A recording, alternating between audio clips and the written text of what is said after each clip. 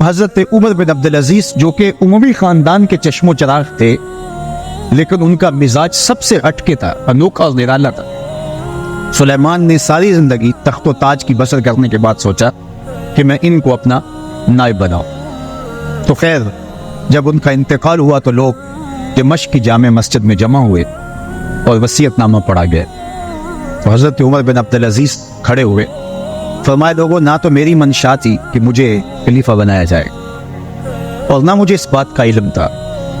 ये मेरी मंशा और आप लोगों की मुशावरत के बगैर किया गया। मैं इससे दस्तबरदार, आप जिसको चाहे अपना खलीफा मुकर्रर कर। तो लोगों ने कहा, आप ही हमारे अमीर हैं, आप ही हमारे खलीफा। तो आपने फरमाया कि जब तक अल्लाह की अताअत करता रहूं तब तक तुम्हारा खलीफा रहे। और फिर आपने हुक्मनामा जारी किया कि मेरी जितनी जायदाद है सारी बैतुल माल में जमा करवाई, और जितने भी उम्मी शहजादे थे उनकी जायदादें थी जो लोगों की जब्त की हुई थी, सबको बाके सदकात जब्त करने का हुक्मनामा जारी किया। हज़रत उमर बिन अब्दुल अजीज़ रज़ी अल्लाह ताला अन्हु के 2 साल 5 माह और 4 दिनों के अंदर ऐसा अदल फैलता है कि लोग कहते हैं हमें लगता था आसमान और ज़मीन के दरमियान तराजू गाड़ दिया गया है, हर शय पूरी पूरी तोली जा रही। और इतनी खुशहाली आती है, इतनी खुशहाली आती है, लोग ज़कात के पैसे लेके निकलते हैं, कोई ज़कात लेने वाला नहीं।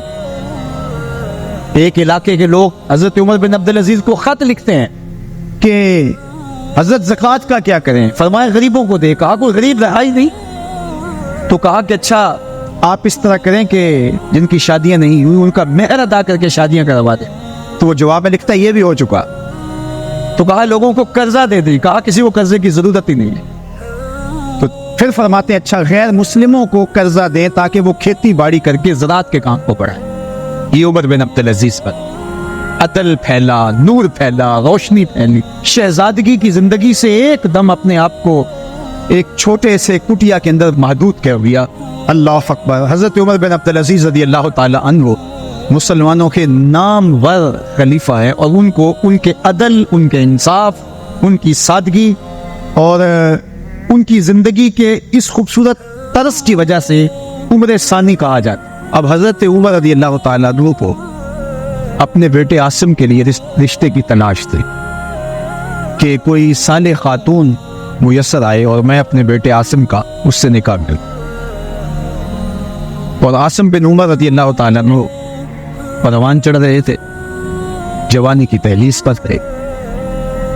आप जानते हैं कि हज़रत उमर रज़ियल्लाहु ताला अन्हु का दौरे खिलाफत अदल व इंसाफ पर मुश्तमिल, और वो खुद रात को गश्त किया करते थे और देखते थे कि किसी घर में मुफलसी का मातम ना हो, कोई किसी पे जुल्म, जबर और जोर और ज़्यादती ना कर रहा हो, अदल व इंसाफ कायम हो, लोगों का ख्याल रखते, लोगों की ज़रूरियात का ख्याल रखते।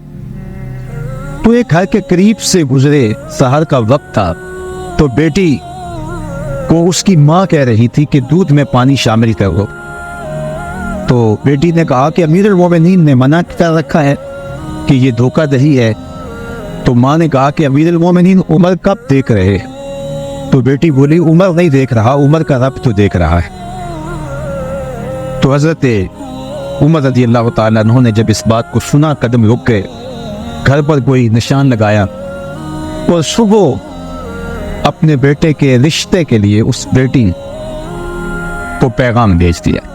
उसकी माँ को पैगाम भेजा कि मेरे बेटे आसिम के लिए इस बेटी का रिश्ता चाहिए। और आसिम हज़रत उमर का फर्जंद उस खातून से निकाह की बंधन में बंध जाता है, और अल्लाह जल्ला शानहू इन दोनों से एक बेटी अता करते हैं जिनका नाम लैला है, लैला बिन्ते आसिम। लैला बिन्ते आसिम का निकाह होता है अब्दुल अजीज बिन मरवान बिन हकम से। अब अब्दुल अजीज और लैला बिन्ते आसिम मरवान का बेटा और हज़रत उमर रज़ियल्लाहु ताला अन्हु की पोती का आपस में निकाह होता है, और इन दोनों से एक बेटा पैदा होता है जिसको दुनिया हज़रत उमर बिन अब्दुल अजीज़ के नाम से याद कर। माँ हज़रत लैला बिन्ते आसिम ने और बाप अब्दुल अजीज़ बिन मरवान। हज़रत उमर बिन अब्दुल अजीज़ रज़ियल्लाहु ताला अन्हु इल्म दोस्त थे, मुत्तकी और परहेजगार। उनके अपने उस्ताद का बयान है कि मैंने ज़िंदगी में इतना साले शख्स, अल्लाह से डरने वाला शख्स नहीं देखा। अल्लाह ताला जल्ला शानहू का खौफ, उसकी खशियत, उसका डर जो उनके सीने में मौजूद है, मैंने ऐसा खौफ और ऐसी खशियत किसी शागिर्द में नहीं देखी। बड़े शौक़ से, इश्तियाक़ से इल्म दीन हासिल करते हैं। और आप जानते हैं कि खिलाफत राशिदा के बाद सल्तनत का निज़ाम बनु उमय्या ने संभाल लिया और ज़िम्मेदारियाँ इन्होंने संभाली। और बनु उमय्या की भी दो शाखें। पहले ये बात समझ लीजिएगा कि कुरैश के दो बड़े कबीले थे, बनु हाशिम और बनु उमय्या। अब ये कुरैश की दोनों शाखें, और उमय्या के एक बेटे का नाम हरब था, जिनके बेटे अबू सुफियान हैं, और उनके बेटे आगे हज़रत अमीर मुआविया रज़ियल्लाहु ताला अन्हु है। और उमय्या के दूसरे बेटे का नाम जो है वो अबुल आस है, जिनका बेटा हकम है, और उनका बेटा फिर मरवान। मरवान के दो बेटे अब्दुल मलिक और अब्दुल अजीज। अब्दुल मलिक भी बादशाह बना और उसके 4 बेटे भी हुक्मरान बने। और अब्दुल मलिक का भतीजा अब्दुल अजीज का बेटा उमर बिन अब्दुल अजीज भी सलमान बिन अब्दुल मलिक के बाद जो है वो हुक्मरानी की जिम्मेदारियों को संभालते हैं। तो अब यूँ समझ लीजिएगा कि कुरैश की दो शाखें हैं, बनु उमय्या और बनु हाशिम। और बनु उमय्या की फिर दो शाखें, एक तो उमय्या के बेटे हरब से और एक अबुल आस। तो हरब के बेटे अबू सुफियान हैं, अबू सुफियान से हज़रत अमीर मुआविया हैं, और फिर उनका बेटा यजीद तख्त नशीन हुआ, और यजीद के बाद फिर उनका बेटा मुआविया, और फिर उसका बेटा यजीद तख्त नशीन हुआ। तो बनु मुआविया की सल्तनत यहाँ इख्तिताम को पहुँचते। अब इस दूसरी शाख से मरवान हुक्मरान बनता है, और मरवान का बेटा फिर अब्दुल मलिक हुक्मरान। ये बनु उमय्या की ही दूसरी शाख है जो फिर इस जगह को संभाली। अब्दुल मलिक के बाद उसका बेटा वलीद बिन अब्दुल मलिक तख्त पे बराजमान होता है। उसके इंतकाल के बाद फिर सुलेमान बिन अब्दुल मलिक तख्त नशीन होता है। सुलेमान बिन अब्दुल मलिक जब इख्तिताम की जिंदगी के मराहल तय कर रहा था और उसने जान लिया कि अब मैं इस दुनिया से कूच करने वाला हूँ, तो उसने एक वसीयतनामा लिखा। उस वसीयतनामे के अंदर मुतय्यन और मुकर्रर किया खलीफा हज़रत उमर बिन अब्दुल अजीज़ रज़ियल्लाहु ताला, जो उनका चचाजाद भाई, उसके अपने भाई हशाम बिन अब्दुल मलिक और यजीद बिन अब्दुल मलिक। ये बात में हज़रत उमर बिन अब्दुल अजीज़ के इंतकाल के बाद तख्त खिलाफत पर बैठते। लेकिन दो उनके भाई सुलेमान बिन अब्दुल मलिक का एक बेटा, और वलीद बिन अब्दुल मलिक, ये हज़रत उमर बिन अब्दुल अजीज़ रज़ियल्लाहु ताला अन्हु से पहले तख्ते खिलाफत पे बराजमान हुए।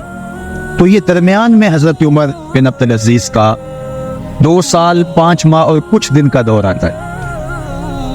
अब अदल व इंसाफ और इस्लामी तर्ज हुकूमत का वो अंदाज जो खुलफाए राशिदीन ने दिया था वो मफकूद हो चुका है।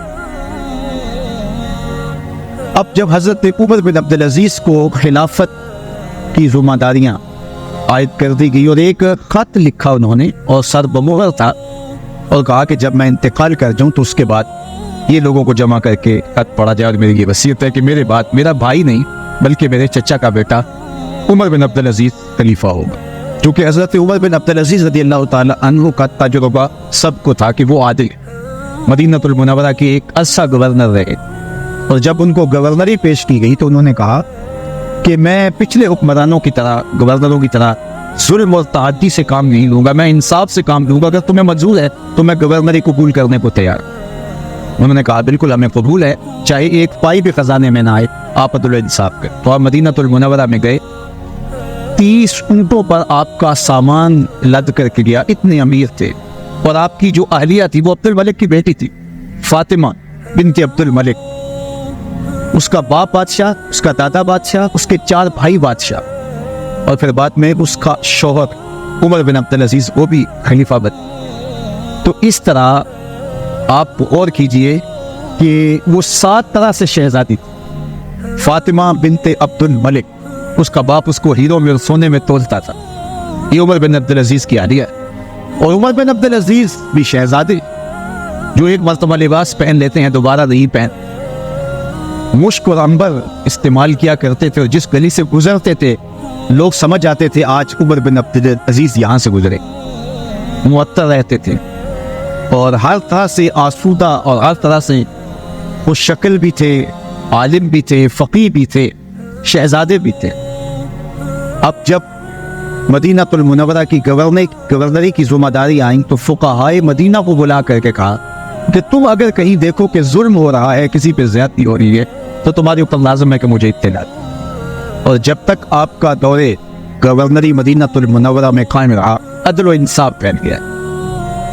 अब उमर बिन अब्दुल अजीज जो कि उमवी ख़ानदान के चश्मो चराग थे, लेकिन उनका मिजाज सबसे हटके था, अनोखा और निराला था। सुलेमान ने सारी ज़िंदगी तख्त व ताज की बसर करने के बाद सोचा कि मैं इनको अपना नायब बनाऊं। तो खैर जब उनका इंतकाल हुआ तो लोग दिमश्क की जामे मस्जिद में जमा हुए और वसीयतनामा पढ़ा गया। हज़रत उमर बिन अब्दुल अजीज खड़े हुए, फरमाए लोगों ना तो मेरी मंशा थी कि मुझे खलीफा बनाया जाए और ना मुझे इस बात का इल्म था। ये मेरी मंशा और आप लोगों की मुशावरत के बगैर किया, मैं इससे दस्तबरदार हूँ। आप जिसको चाहे अपना खलीफा मुकर्रर कर। तो लोगों ने कहा अमीरुल मोमिनीन आप ही हमारे अमीर हैं, आप ही हमारे खलीफा। तो आपने फरमाया कि जब तक अल्लाह की अताअत करता रहूं तब तक तुम्हारा खलीफा। और फिर आपने हुक्मनामा जारी किया कि मेरी जितनी जायदाद है सारी बैतुल माल में जमा करवाई जाए और जितने भी उम्मी शहजादे थे उनकी जायदादें लोगों की जब्त की हुई थी सबको बाकी सरकार जब्त करने का हुक्मनामा जारी। मस्जिद से बाहर निकले तो आपके लिए शाही सवारी लाएगी। फरमाया मेरा खच्चर काफी है। मेरे घर पहुंचे तो अपनी बीवी फातिमा बिनते अब्दुल मलिक से कहा, जो बादशाह की बेटी है, बादशाह की पोती है और 4 बादशाहों की बहन है, नाज़ो नाम में पली हुई है। कहा अगर मेरे साथ तुम रहना चाहो तो तुम्हें अपने सारे जेवरात, ज़रो जवाहर, सारा माल बैतुल माल में जमा करवाना और फ़कीराना ज़िंदगी बसर करना होगी। और अगर तुम इस पे तैयार नहीं हो तो मेरी तरफ से तुम्हें इजाज़त होगी, तुम्हें तलाक। अब उस पाकबाज खातून ने कहा कि मैं इसके लिए तैयार हूँ, मैं फ़कीरी की ज़िंदगी को तरजीह दे। अब हज़रत उमर रज़ियल्लाहु ताला अन्हु सिर्फ 2 साल 5 माह और कुछ दिन हुकूमत और 3 बर्रे आज़मों पर सल्तनत इस्लामिया फैली और आप रोते थे कि उन लोगों का हक भी मेरे ऊपर बिला मुतालबा है जो दुनिया के किसी भी खित्ते के ऊपर सल्तनत की हुदूद में बसते। और आपने अपने बेटों को, अपनी औलाद को उसी कस्म गुस्सी की हालत के अंदर जिंदगी गुजारने की तरकीब। ईद का मौका आया तो बेटों के कपड़े फटे पुराने हैं तो आपने ईदगाह में जब लोग एक दूसरे को मिल रहे थे तो अमीरुल मोमिनीन के बेटों के कपड़े खस्ता थे, पुराने थे, पैबंद लगी हुई थी। तो आपने अपने बेटों से कहा कि तुम्हें शर्म तो आ रही होगी कि अमीरुल मोमिनीन के बेटे हो के तुम्हें ठंड या लिबास की दस्तयाब नहीं है। तो आपका एक बेटा अब्दुल मलिक बिन अब्दुल अजीज, अब्दुल मलिक बिन उमर बिन अब्दुल अजीज जो आपकी ज़िंदगी में इंतकाल कर गया था, उसने कहा हमें इस बात पे फ़ख्र है कि हमारे बाप की ख़यानत नहीं, हमारा बाप दयानतदार। और हज़रत उमर रज़ियल्लाहु ताला अन्हु उमर बिन अब्दुल अजीज जिन्हें उमर सानी भी कहते हैं, छठा खलीफा राशिद भी कहा जाता है, वो जब घर आते हैं तो आपकी बेटियां आपको ईद मुबारक कहती हैं, आपसे मिलती हैं, लेकिन मुंह पे कपड़ा धरा हुआ है। तो हज़रत उमर रज़ियल्लाहु ताला अन्हु उमर बिन अब्दुल अजीज बोलते हैं कि बेटी आपने चेहरे के ऊपर कपड़ा क्यों रखा हुआ है? तो वो कहती है हमने कच्चे प्याज से आज खाना खाया है तो इसलिए हमने कपड़ा रखा है कि आप उसकी स्मेल महसूस न करें। तो हज़रत उमर बिन अब्दुल अजीज वो पढ़ते हैं और फरमाते हैं कि किस बाप का जी नहीं चाहता कि मेरी औलाद आसूदा हो, लेकिन मैं आखिरत से डरता। आपने आखिरी लम्हे अपनी औलाद को बुला के कहा कि मेरे सामने 2 रास्ते थे, एक ये कि मैं तुम्हारे लिए मालो दौलत फरावानी पैदा करना और तुम एक अच्छी खुशबाश जिंदगी गुजारते और मैं जहन्नम में चला जाता। और दूसरा रास्ता ये था कि मैं जन्नत का रास्ता इख्तियार करता और तुम तंग दस्ती की जिंदगी बसर कर। मैंने दूसरे रास्ते को इख्तियार किया। बेटों ने कहा कि हमें कबूल है। आपने जब छोड़ा इस दुनिया को तो अपने बेटों के लिए एक दिरहम भी नहीं छोड़ा, बिल्कुल खाली हाथ इस दुनिया से गए, एक दिरहम भी नहीं छोड़ा। जब आपको जहर दिया गया तो गुलाम को पकड़ लिया गया जिसने जहर दिया गया और उसको 1000 अशरफी दी गई इसका, तो उससे जब्त की और वो अशरफियां भी बैतुल माल में जमा करवा दी। और एक ईसाई की जगह थी जो तदफीन के लिए खरीदी गई, तो उसको पैसे अदा करने चाहे तो उसने कहा कि मैं एजाज समझता हूं कि मेरी जगह में आपकी तदफीन, तो मैं पैसे नहीं लेता। तो फरमाया नहीं, मुझे ये दे रही हूं। आखिरी लम्हे उसको पैसे भी आपने अता। और बिल्कुल जब आप इस दुनिया से गए तो अपनी औलाद के लिए कुछ नहीं छोड़ा। और हशाम बिन अब्दुल मलिक जो आपके बाद तख्त खिलाफत पे बैठा और 20 साल तक उसने बहुत ज़्यादा पैसे जोड़े। एक दिन औलाद ने कहा कि आप हमारे खर्चात में फराबानी नहीं कर रहे, तो उसने कहा कि मैं तुम्हारे लिए ही जोड़ रहा हूँ। और जब वो फौत हुआ तो उसके हर बेटे को 10-10 लाख दिरहम मिले। इतनी खती रकम मिली। लेकिन तारीख बताती है कि बाद में वो बच्चे दिमश्क की जामिया मस्जिद की सीढ़ियों के पास खड़े होकर भीख मांगा। हशाम बिन अब्दुल मलिक के बेटे, वक्त के शहनशाह के फर्जंद, और उमर बिन अब्दुल अजीज जिन्होंने अपने बेटों के लिए एक फूटी कोड़ी भी नहीं छोड़ी थी, वो एक मजलिस में 100 ऊंट राहे खुदा में खैरात किया गया। तो अपनी औलाद को अच्छाई दे के जाओ, तकवा दे के जाओ, दियानत दे के जाओ, खैर दे के जाओ, बरकत दे के जाओ, नूर दे के जाओ। मकरो फरेब से, तजलो तलबीस से, धोखाधड़ी से, लूट मार से जमा किया हुआ पैसा औलाद को आप दे देंगे, लेकिन औलाद आप भी जन्नत में चलेंगे और औलाद भी ज़लील और रुसवा हो। हज़रत उमर बिन अब्दुल अजीज रज़ियल्लाहु ताला अन्हु ने हमें बताया कि किस तरह अपने घर वालों को संभाला जाता है। जब हज़रत उमर बिन अब्दुल अजीज का दौर आता है तो नया लिबास पहनने के लिए भी दस्तयाब आपके पास कुछ नहीं होता है। तो बीवी कहती है कि आज ईद का दिन है तो कुछ आप एडवांस तनख्वाह ही ले लें, जिससे हम कम से कम अपनी ज़रूरियात को तो पूरा करें। हज़रत उमर बिन अब्दुल अजीज ने कहा, ये बात तुमने ठीक कही। तो आप जाते हैं नाज़िम मालियात के पास और उसको कहते हैं कि 1 महीने की तनख्वाह अगर मुझे एडवांस दे दे तो ईद का दिन है, मैं अपनी ज़रूरियात को पूरा कर। अब वो वज़ीर ख़जाना क्या बोलता है, अमीरुल मोमिनीन कह रहा है, तो वो कहते थे आप हाजिर है सब, लेकिन वो भी तरबियत याफ्ता उमर बिन अब्दुल अजीज का। उसने कहा आप मुझे लिख के दे सकते हैं कि आप 1 महीने तक जिंदा रहेंगे? तो हज़रत उमर बिन अब्दुल अजीज वहीं से वापस पलट आते हैं, कहा तेरी मेहरबानी, तूने मुझे सही बात बताई। ये उमर बिन अब्दुल अजीज का दौर। समरकंद फतह होता है तो वहां के लोग खत लिखते हैं उमर बिन अब्दुल अजीज रज़ियल्लाहु ताला अन्हु कि जनाब जो फातेह हमारे शहर में दाखिल हुए हैं उन्होंने हमें बताए बगैर शहर पे दावा बोल दिया, हमसे कोई मुज़ाकरात नहीं किए, कोई बात नहीं की। तो ये अचानक हमला इस्लामी तालीमात के क्या मुनाफी नहीं है? मुसलमान तो मौका देते हैं, या जिजिया दो, फिदिया दो, जिजिया दो, या फिर इस्लाम कबूल करो, या फिर हम हमला करेंगे। इन्होंने कोई बात नहीं। तो हज़रत उमर बिन अब्दुल अजीज खत लिखते हैं अमीर शहर कि काजी मुकर्रर किया जाए और वो इन की बात सुने, जिम्मियों की गुफ्तगू वो उनके मुकदमे को समाते। अदालत लगती है, अमीर शहर भी आता है और जिम्मी भी जमा होते। काजी फैसला देता है कि फौजें वापस शहर से बाहर जाएं, शहर को छोड़ दिया जाए। फिर वहां जा करके आप इनको मुज़ाकरात के लिए बुलाएं। मुज़ाकरात कामयाब नहीं होते तो फिर आपको इख्तियार होगा हमला करने का। फिर ये जीते या आप जीते, ये फैसला बात का है। उन जिम्मियों ने, उन कुफ़ार ने कहा कि हम आपकी सल्तनत को कबूल करते हैं। ये उमर बिन अब्दुल अजीज रज़ियल्लाहु,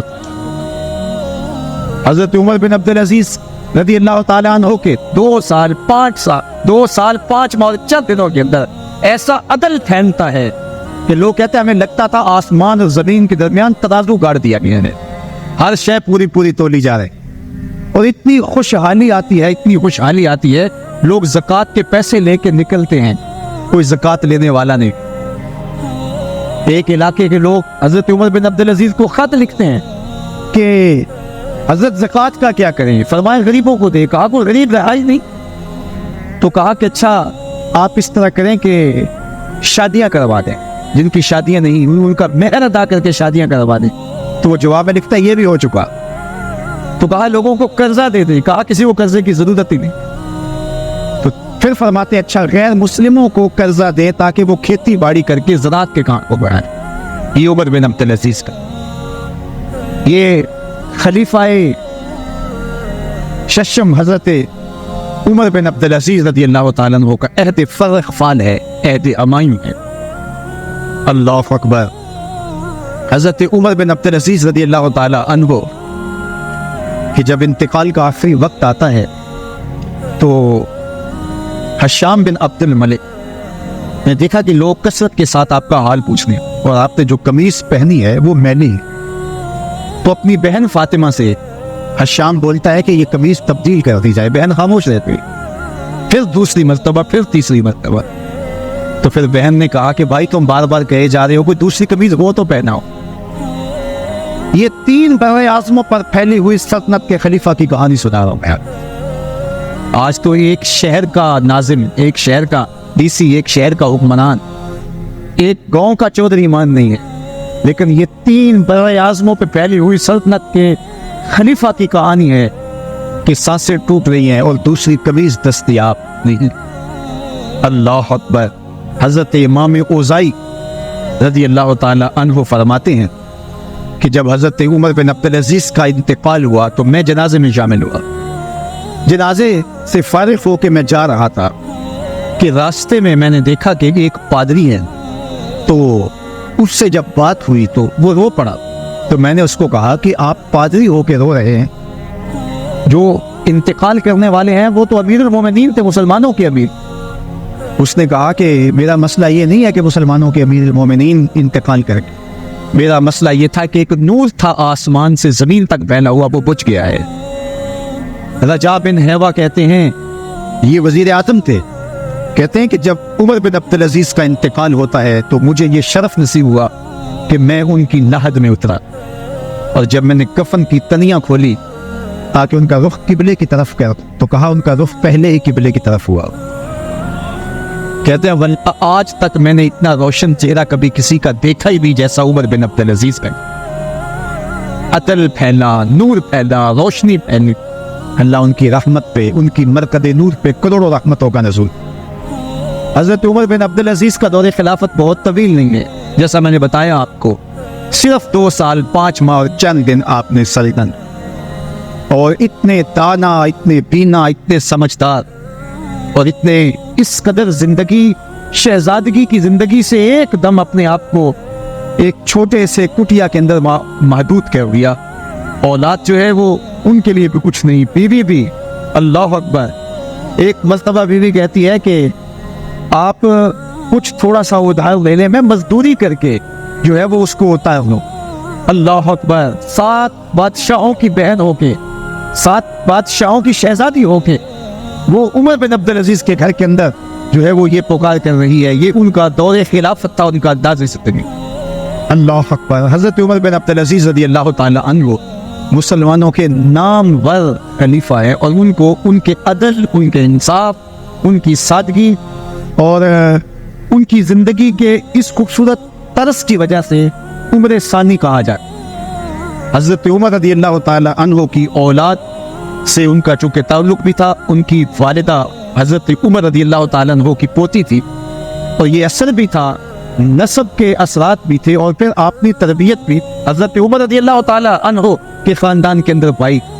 और आज उनका मिजाज बनु उमैया से मुख्तलिफ नजर आता है, और अदल इंसाफ को भर दिया, और ज़माना उन्हें उमर सानी के नाम से याद। मस्जिद से बाहर निकले तो आपके लिए शाही सवारी लाएगी। फरमाया मेरा खच्चर काफ़ी है। मेरे घर पहुँचे तो अपनी बीवी फातिमा बिनते अब्दुल मलिक से कहा, जो बादशाह की बेटी है, बादशाह की पोती है, और 4 बादशाहों की बहन है, नाजो नाम में पली हुई है। कहा अगर मेरे साथ तुम रहना चाहो तो तुम्हें अपने सारे जेवरात, ज़रो जवाहर, सारा माल बैतुल माल में जमा करवाना हो और फ़कीराना ज़िंदगी बसर करना होगी। अब उस पाकबाज खातून ने कहा कि मैं इसके लिए तैयार हूँ। मैं फ़कीरी की ज़िंदगी को तरजीह देती। अब हज़रत उमर रज़ी अल्लाह ताला अन्हु ने सिर्फ 2 साल 5 माह और कुछ दिन हुकूमत की और 3 बर्रे आज़मों पर सल्तनत इस्लामिया फैली हुई, और आप रोते थे कि उन लोगों का हक भी मेरे ऊपर बिला मुतालबा है जो दुनिया के किसी भी खित्ते के ऊपर इस सल्तनत की हुदूद में बसते हैं। ईद का मौका आया, ईदगाह में जब लोग एक दूसरे को मिल रहे थे तो अमीरुल मोमिनीन के बेटों के कपड़े खस्ता थे, पुराने थे, पैबंद लगे हुए थे। तो आपने अपने बेटों से कहा कि तुम्हें शर्म तो आ रही होगी कि अमीरुल मोमिनीन के बेटे हो के तुम्हें ढंग का लिबास भी दस्तयाब नहीं। तो आपका एक बेटा अब्दुल मलिक बिन उमर बिन अब्दुल अजीज, जो आपकी ज़िंदगी में इंतकाल कर गया था, उसने कहा हमें इस बात पे फ़ख्र है कि हमारे बाप ने खयानत नहीं की, हमारा बाप दयानतदार। जब घर आते हैं तो आपकी बेटियां आपको ईद मुबारक कहती हैं, आपसे मिलती हैं, लेकिन मुंह पे कपड़ा धरा हुआ है। तो हज़रत उमर रज़ी अल्लाह ताला अन्हु उमर बिन अब्दुल अजीज बोलते हैं कि बेटी आपने चेहरे के ऊपर कपड़ा क्यों रखा हुआ है? तो वो कहती है हमने कच्चे प्याज से आज खाना खाया है, तो इसलिए हमने कपड़ा रखा है कि आप उसकी स्मेल महसूस न करें। तो हज़रत उमर बिन अब्दुल अजीज वो पढ़ते हैं और फरमाते हैं कि किस बाप का जी नहीं चाहता कि मेरी औलाद आसूदा हो, लेकिन मैं आखिरत से डरता।